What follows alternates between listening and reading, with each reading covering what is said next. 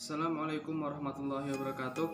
Perkenalkan, nama saya Muhammad Rizal Habib dari program studi PGSD angkatan tahun 2021 Universitas Lampung. Di sini saya akan menjelaskan tentang pramuka penggalang, tingkatan pramuka penggalang, kegiatan pramuka penggalang, dan upacara pembukaan dan penutupan di dalam pramuka penggalang. Dan yang pertama adalah pengertian pramuka penggalang. Pramuka penggalang adalah anggota pramukanya berusia dari 11 sampai 15 tahun. Dan adapun istilah penggalang ini merujuk pada penggalangan perjuangan rakyat Indonesia untuk mencapai kemerdekaan.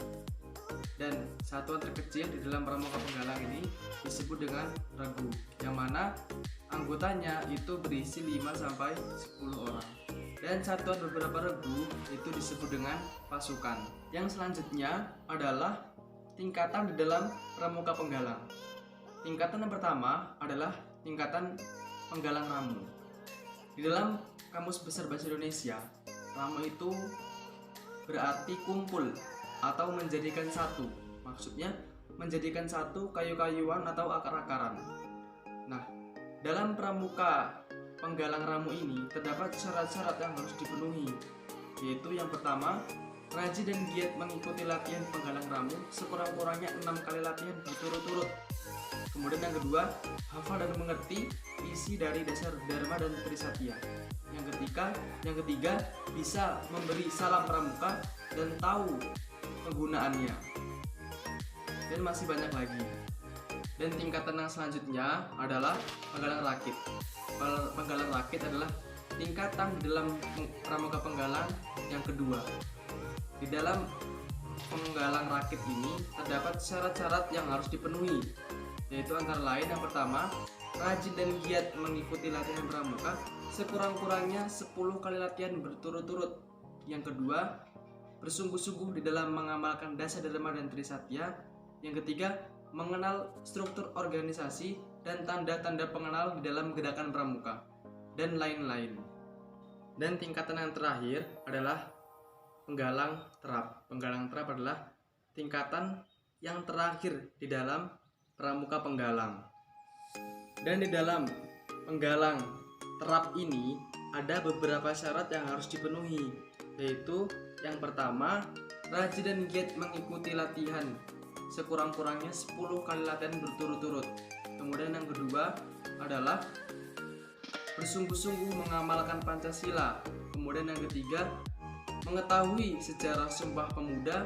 Dan yang keempat adalah mengetahui tentang Perserikatan Bangsa-Bangsa dan lain-lain. Selanjutnya adalah kegiatan yang ada di dalam pramuka penggalang. Jadi kegiatan di dalam pramuka penggalang antara lain yang pertama adalah jambore.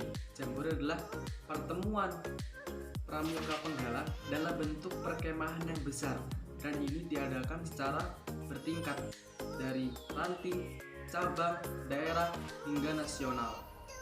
Dan yang kedua adalah lomba tingkat. Lomba tingkat adalah pertemuan antara regu-regu pramuka penggalang dalam bentuk lomba kegiatan pramuka, dan ini diadakan secara bertingkat mulai dari gugus depan, ranting, cabang, daerah hingga nasional. Selain dari jambore dan lomba tingkat, masih ada beberapa lagi kegiatan-kegiatan dari pramuka penggalang ini. Kemudian adalah upacara pembukaan dari pramuka penggalang, yaitu yang pertama adalah menjemput pembina upacara sekaligus melapor bahwa upacara siap dilaksanakan. Setelah itu, pembina upacara dan pembantu pembina memasuki tempat, yaitu di belakang tiang bendera. Kemudian, penghormatan kepada pembina upacara yang dipimpin oleh pratama dan diikuti oleh seluruh peserta upacara. Kemudian, pratama menyerahkan pasukan kepada pembina upacara dan pratama kembali ke tempat semula.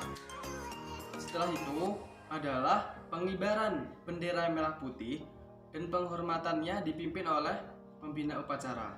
Setelah pengibaran bendera selesai, pembina upacara membacakan Pancasila dan diikuti oleh seluruh peserta upacara. Dan setelah pembacaan Pancasila selesai, yaitu pembacaan teks Dasadharma yang dibacakan oleh petugas yang ditugaskan untuk membacakan Dasadharma. Nah, setelah itu adalah amanat dari pembina upacara. Dan setelah amanat itu selesai, maka dilanjutkan pembacaan doa yang dibacakan oleh pembina upacara. Kemudian, setelah pembacaan doa, pembina upacara menyerahkan pasukan kepada Pratama. Kemudian, penghormatan kepada pembina upacara yang dipimpin oleh Pratama dan diikuti oleh seluruh peserta upacara. Dan setelah itu, pembina upacara meninggalkan lapangan upacara dan diambil alih oleh Pratama. Dan Pratama pun membubarkan upacara dan dilanjutkan dengan latihan. Selanjutnya adalah upacara penutupan dari Pramuka Penggala. Adapun upacara penutupan ini tidak jauh berbeda dari upacara pembukaan, yaitu yang pertama, Pratama menjemput pembina upacara sekaligus melapor bahwa upacara penutupan siap dilaksanakan. Kemudian, pembina upacara mengambil tempat di belakang tiang bendera. Lalu, penghormatan kepada pembina upacara yang dipimpin oleh Pratama dan diikuti oleh seluruh peserta upacara. Lalu, Pratama menyerahkan pasukan kepada pembina upacara dan Pratama kembali ke tempat semula. Setelah itu adalah penurunan bendera merah putih. Nah, setelah bendera merah putih diturunkan, kemudian amanat dari pembina upacara. Setelah amanat selesai, yaitu pembina membacakan doa dan diikuti oleh seluruh peserta upacara. Setelah doa dibacakan oleh pembina menyerahkan pasukan kepada Pratama. Lalu penghormatan kepada pembina upacara dipimpin oleh Pratama dan diikuti oleh seluruh peserta upacara. Kemudian pembina upacara meninggalkan lapangan upacara dan diambil alih oleh Pratama dan Pratama pun membubarkan upacara.